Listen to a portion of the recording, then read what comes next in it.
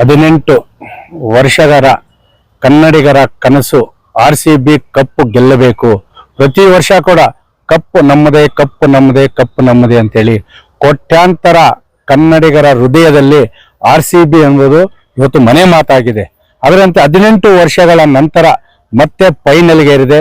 ಇವತ್ತು high voltage match ನಡೀತಾ ಇದೆ ಅಹಮದಾನಗರದಲ್ಲಿ. ಹೈ ವೋಲ್ಟೇಜ್ ಮ್ಯಾಚ್ ಯಾವ ರೀತಿ ಇದೆ ಅಂದ್ರೆ ಪಂಜಾಬ್ ವರ್ಸಸ್ RCB. ಇವತ್ತು 3 ದಿನದಿಂದ ನೋಡ್ತಾ ಇದ್ದೀವಿ.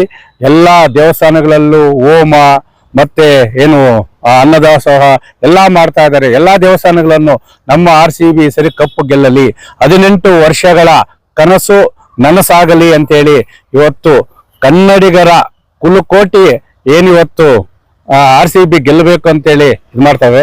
ನಾವು ಸಹ ಕನ್ನಡ RCBಯ ಫ್ಯಾನ್ ಆಗಿ ಹೇಳ್ತಾ ಇದ್ದೀವಿ. ಕ್ರೀಡೆ ತರ ನೋಡೋಣ.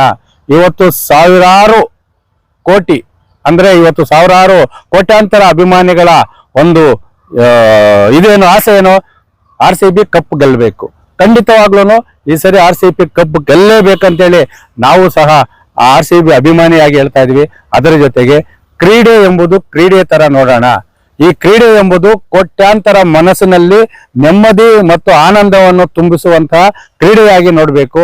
ಅದನ್ನೇ ಎಲ್ರಿಗೂ ನಾವು ಇವತ್ತು ಕೋಟ್ಯಾಂತರ ಅಭಿಮಾನಿಗಳಲ್ಲಿ ಯುವಕರಲ್ಲಿ ಕೈ ಮುಗಿದು ಕೇಳ್ಕೊಂತ ಇದೀವಿ. RCB ಗೆಲ್ಲಲಿ. ಅದರ ಜೊತೆ ಈ ಒಂದು ಕ್ರೀಡೆಯನ್ನು ಕ್ರೀಡೆ ತರ ನೋಡೋಣ, ಎಂಜಾಯ್ ಮಾಡೋಣ, ಆನಂದಿಸೋಣ, ಕುಳಿದು ಕುಪ್ಪಳಿಸೋಣ.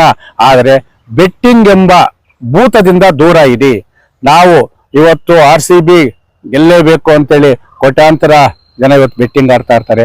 ನಿಮ್ಮ ಬೆಟ್ಟಿಂಗು ನಿಮ್ಮ ಯುವಕರ ಭವಿಷ್ಯವನ್ನು ಹಾಳಾಗ್ತದೆ. ಅದರ ಜೊತೆಗೆ ನಿಮ್ಮ ಪೋಷಕರ ಆಕ್ರಂದನ, ಅವರ ನೋವು ಯಾವ ರೀತಿ ಇರ್ತದೆ ಅಂದ್ರೆ ಅದನ್ನು ಕಳೆದುಕೊಂಡವ್ರಿಗೆ ಗೊತ್ತು. ಯಾಕೆ ಇದನ್ನು ಹೇಳ್ತಾ ಇದ್ದೀನಿ ಅಂದ್ರೆ ಇತ್ತೀಚೆಗೆ ನಂಗ್ಲಿಯಲ್ಲಿ ಒಬ್ಬ ಯುವಕ 22ರಿಂದ 23 ವರ್ಷ ಇರಬೇಕು, ಪೆಟ್ರೋಲ್ ಬಂಕ್ ಅಲ್ಲಿ ಏನ್ ಕೆಲಸ ಮಾಡಿಕೊಂಡು ಜೀವನ ಸಾಗಿಸ್ತಾ ಇದ್ದ. ಅದ್ರಿಗೆ ಅವನು ಯಾವ ಬೆಟ್ಟಿಂಗ್ ಹುಚ್ಚಿಗೆ ಬಿತ್ತನೋ ನಮ್ಗಂತೂ ಗೊತ್ತಿಲ್ಲ. ರಮ್ಮಿ ಸರ್ಕಲ್ ಆಡಿದ್ನೋ ಯಾವ್ದಾಡಿದ್ನೋ ಗೊತ್ತಿಲ್ಲ. ರಾತ್ರೋರಾತ್ರಿ ಅವನು ನೇಣಿಗೆ ಶರಣಾಗಿ ಆ ಕುಟುಂಬಸ್ಥರ ಆಕ್ರಂದನೆ ಯಾವ ಮಟ್ಟಕ್ಕಿದೆ ಅಂತ ಹೇಳಿದ್ರೆ ಖಂಡಿತವಾಗ್ಲೂ ಎಂತ ಒಬ್ಬ ಮಾನವೀಯತೆಯ ಒಂದು ವ್ಯಕ್ತಿಗೆ ಕಣ್ಣಲ್ಲಿ ನೀರು ಬರ್ತದೆ.